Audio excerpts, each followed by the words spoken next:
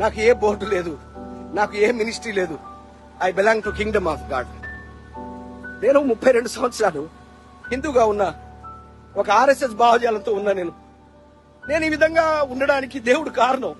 It's not me or it's not someone, because of God. ఆ దేవుడి సువార్త నాలో ఉంది కాబట్టి నేను ఇలా ఉన్నాను. It's not me. దేవుడు వదిలేస్తుంటే, దేవుడు ప్రేమని ఏదో లోక ప్రేమగానే అందించి ఒక ఇంజనీర్ గానే ఉండిపోయి ఉంటే నేను నరకానికి వెళ్ళిపోయినవాడిని. నేను 22వ ఏటలో అసిస్టెంట్ ఇంజనీర్ గా జాయిన్ అయ్యాను. అసిస్టెంట్ డివిజనల్ ఇంజనీర్ గా ఏపీ ట్రాన్స్కోలో పదోన్నతి పొందాను. నాకే కష్టము లేకుండే, నాకే బాధ లేకుండే, నేను మంచి స్థాయిలో ఉండే, మంచి జీవితాన్ని గడుపుతుండే. నా కుటుంబానికి ఏ సమస్యలు లేవు. నాకు భార్య, పిల్లలు, ఒక అద్భుతమైన కుటుంబం. దేవుణ్ణి నమ్మాల్సిన అవసరం లేదు. హిందూయిజాన్ని విడిచి వేరే మతానికి వెళ్లాల్సిన అవసరం లేదు. ఏ కారణం కూడా లేదు. నేను ప్రభువుని నమ్మాల్సిన కారణం మీరు చెప్పే కారణాల్లో ఏది లేకుండే. దేవుని వాక్యం విన్న తర్వాత అర్థమైంది, నేను ఈ లోకంలో మాత్రమే జీవించడానికి వచ్చిన వాడిని కాదు. దేవుడు నన్ను నిత్య జీవానికి పిలిచాడని అర్థమైంది. నా జీవితంలో నిత్య జీవమే గొప్పదిగా కనపడింది. ఆ నిత్య జీవం నాకు ఇచ్చినందుకు నా ఆరాధన ఏదంటే, ఆయన దేని కొరకు మరణించాడో ఆ పని కోసం పనిచేయడమే నా ఆరాధన. My worship is to do the work of God. నా ఆరాధన అది. నా ఆరాధన ఏదో చర్చికి వెళ్ళేసి చేతులు ఎత్తేసి మ్యూజిక్ వచ్చినప్పుడు హడావిడిగా పాడేసి, ఆ స్లో మ్యూజిక్ వచ్చినప్పుడు కన్నీరు గార్చి దేవుడి ముందు ఒప్పుకొని మళ్ళా జీవితం అలాగే గడపడం అనేది నా ఆరాధన కాదు. నా ఆరాధన, నా వర్షిప్, నన్ను దేవుడు రక్షించినందుకు వర్షిప్ అంతే.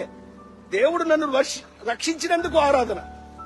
దేవుడే ఒప్పుకోకపోతే, దేవుడే ఆకర్షించకపోతే నేను ప్రభువుని నమ్మే అవకాశం ఏది లేకుండే. నేను ప్రభువుని ద్వేషించిన వాడిని, నేను ప్రభువుని అవమానించిన వాడిని, నేను క్రిస్టియానిటీని ఎంతో తూలనాడిన వాడిని, భారతదేశంలో ఉండే మతమే గొప్పదనుకున్నవాడిని. నేను ఈరోజు యేసు ప్రభువు నమ్మడం అనేది ప్రపంచంలో ఒక అద్భుతం. నా జీవితంలో నేను ప్రభు దగ్గర, పాదాల దగ్గర ఉండడం ఒక అత్యద్భుతం. నేను మీరెందుకు వచ్చారో నేను మాట్లాడడం లేదు, మీరు ఎందుకు వచ్చారో మీకు తెలుసు. బట్ నేను మాత్రం ప్రభు దగ్గరికి రావడం అద్భుతం. ఈ ప్రభు దగ్గరకు వచ్చిన ఈ కృతజ్ఞత, నేను ఉచితంగా నేను ఈ పని చేస్తాను, అన్కండిషనల్ గా పనిచేస్తాను.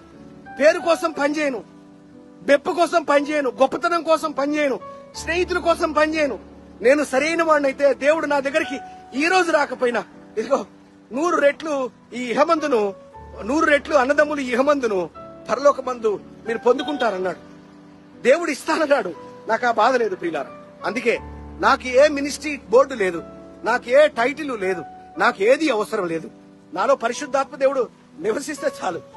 నేను ఏ రోజు, ఏ క్షణంలో, ఎక్కడ, ఎవరితో మాట్లాడాలని ఒక స్పష్టమైన అవగాహనతో, ఒక బలమైన వాక్యంతో దేవుడు నిలబెడితే చాలు. అది ఎక్కడైనా కూడా ప్రభు వాక్యం చెప్పడానికి నేను రెడీగా ఉండడానికి, ఎప్పుడు మెలకువతో ప్రభు కొరకు పోరాడడానికి నేను ఉండగలిగితే చాలు ప్రియులారా. నాకేం అవసరం లేదు. ఇవన్నీ నేను మీకెందుకు చెబుతున్నానంటే, నశించిపోయే లోకం ఉంది. దేవుడు లోకమును ఎంతో ప్రేమించినా ఆ ప్రేమ వల్ల అందరూ రక్షింపడడం లేదు. అందుకే దేవుడు లోకమును ప్రేమించి తన అద్వితీయ కుమారుని ఈ లోకములోనికి పంపించాడు. ఆ అద్వితీయ కుమారుని యందు ఎవడు విశ్వాసం ఉంచుతాడో వాడే నశింపక నిత్య జీవమును కలిగి ఉంటాడు. అందుకే మీలో కొందరినైనా నాలాగా చేయాలని నా ప్రయత్నం. మీలో కొందరినైనా నాలాగా ప్రేమించే వారిని పురికొల్పాలని, మీలో కొందరినైనా, నాకు డబ్బులు ఇచ్చేవాళ్ళు కాదు, నాకెందుకండి డబ్బులు, దేవుడికి స్తోత్రం. I don't want money. నేను డబ్బులు లేకపోయినా చెట్టు కింద బతికి అంత పిచ్చింది నాకు. నేను డబ్బు కోసమో, పేరు కోసమో, ప్రఖ్యాతల కోసమో, నేను ఎవరిని ఇంప్రెస్ చేయడానికో నేను ఏ మాట మాట్లాడేదానికి లేదు. అది నాకు దూరమగును గాక. నేను మాట్లాడేది ఏంటంటే, ఈ అంత్య దినాల్లో జనాభా పెరిగిపోతుంది. ఈ అంత్య దినాల్లో గత 50 సంవత్సరాల్లో ప్రపంచ జనాభా డబల్ అయిపోయిందట. రాబోయే 25 సంవత్సరాల్లో ప్రపంచ జనాభా ట్రిపుల్ అవబోతుంది. ప్రపంచ జనాభా ఇంత పెరుగుతూ ఉంటే, కోత విస్తారమైపోతూ ఉంటే, రోజు రోజుకి సాతానుడు కరాల నృత్యం చేస్తూ ప్రజలందరినీ నరకంలో లాగి వాడు గాలను వేస్తూ ఉచ్చు వేస్తుంటే, ప్రజలందరూ యేసు ప్రభు పాదాల దగ్గరికి తేవాల్సిన మనమే ఆ యేసు ప్రభు పాదాలనే నెపంతో వారానికి ఒకసారి కొంత సమయం గడిపేసి, కొంత ఇచ్చేసి, మన జీవితంలో శ్రేష్టమైన సమయం అంతా ఈ లోకం కొరకే వెచ్చిస్తున్నాం. అది బాధ. క్రైస్తవులు అయ్యుండి కూడా ఈ లోకం కొరకే పరిగెడుతున్నాం చూడండి, అది బాధ. క్రైస్తవులు అయ్యుండి, యేసు ప్రభు ద్వారా రక్షింపబడి ఉండి, యేసు ప్రభు పరిశుద్ధాత్మ కలిగి కూడా మనం ఇంకా ఈ లోకం కొరకే, ఈ లోకంలో ఉన్న వాటి కొరకే ప్రయాసపడుతున్నాము.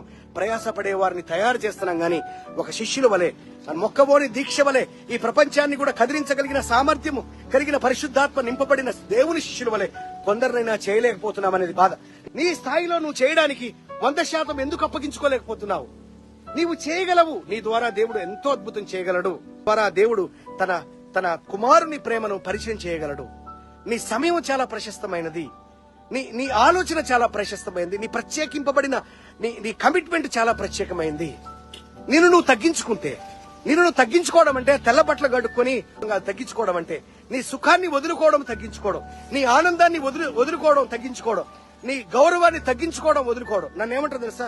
నేను ఇలా మాట్లాడితే మా బంధువులందరూ ఎంత షేమ్ చేస్తారు తెలుసా? అయినా కూడా ఐ డోంట్ మైండ్. నా గౌరవాన్ని పోగొట్టుకుంటున్నా, నా స్నేహితుల మధ్య, నా కొలీగ్స్ మధ్య, నా బంధువుల మధ్య తగ్గించుకోవడం అంటే ఈ లోకంలో నీ పాత్రను తగ్గించి ఆధ్యాత్మిక లోకములో నీ పాత్రను హెచ్చించాలి. దేవుడికి స్తోత్రం కలుగునుగా. తగ్గించుకోవడం అంటే తెల్లబట్టలు వేసుకొని ముసుగేసుకొని ఆ రూమ్ లో పక్కన కూర్చోడగా తగ్గించుకోవడం అంటే నీ పాత్రని ఈ లోకంలో తగ్గించాలి, నీ పాత్రని పరలోక దర్శనములో పెంచాలి. అది కదా తగ్గించుకోవడం. తగ్గించుకోవడం అంటే ఆ వ్యక్తి తన జీవితంలో శ్రేష్టమైనది దేవుడి రాజ్యం కొరకు తనకుండే ఈ లోకాన్ని నష్టపోవడం. నీ సాక్ష్యం కావాలి, నీ నడక కావాలి, నీ ప్రార్థన కావాలి, నీ కన్నీరు కావాలి, నీ ప్రయాస కావాలి, నీ సమయం కావాలి, అన్ని కావాలి ప్రియులారా. చాలా బాధతో, వేదనతో, కన్నీటితో ఈరోజు ఈ మాట చెప్తాననే విషయం నాకు తెలియదు. దేవుని ఆత్మలో నేను మాట్లాడాను, దేవుడే మాట్లాడాడని నమ్ముతున్నాను. నా గురించి ప్రార్థించండి. మీరు కూడా నాలాగా వాడబడాలని ఏదో ఒక విధంగా ప్రార్థించండి. దేవుడికి స్తోత్రం.